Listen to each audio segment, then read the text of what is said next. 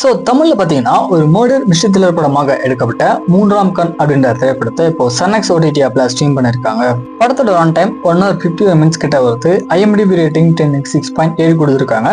இதுல கதையை பொறுத்த வரைக்கும் கதையில ஒரு ஜெனரல் மேனேஜரா ஒர்க் பண்ணிட்டு இருக்க ஜான் விஜய் பாத்தீங்கன்னா மர்மமான முறையில் வந்துட்டு கொல்லப்பட்டு இறந்து போறாரு. இன்ஃபேக்ட் இறந்து போன அந்த நபர் பாத்தீங்கன்னா கொஞ்சம் காஜு பிடிச்ச ஆள் மட்டும் இல்லாத அவரை பொறுத்த வரைக்கும் எல்லார்கிட்டயுமே கொஞ்சம் கடுமையா தான் நடந்துப்பாரு. இதுக்கப்புறம் இறந்து போன அந்த நபரை உண்மையிலே யார் கொலை பண்ணியிருப்பாங்க அப்படின்றதுக்காக டோட்டலா பாத்தீங்கன்னா 4 சஸ்பெக்டை வந்து காமிக்கிறாங்க.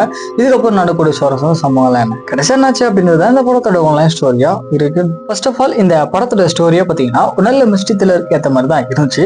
ஏன்னா படம் ஃபுல்லுமே பாத்தீங்கன்னா யார் அந்த கொலையை பண்ணியிருப்பாங்க அப்படின்ற டென்ஷன் படி ஓரளவுக்கு நல்லாவே மெயின்டைன் ஆயிருந்துச்சு. ஆக்டிவிஸ் அப்படின்னு பார்க்கும்போது படத்துல லீட் ரோல் நடிச்ச எல்லா கேரக்டர்ஸுமே அவங்களுக்கு கொடுத்த ரோலுக்கு ஏற்ற மாதிரி ஒரு நல்ல ஃபோக்கஸை கொடுத்துருவாங்க.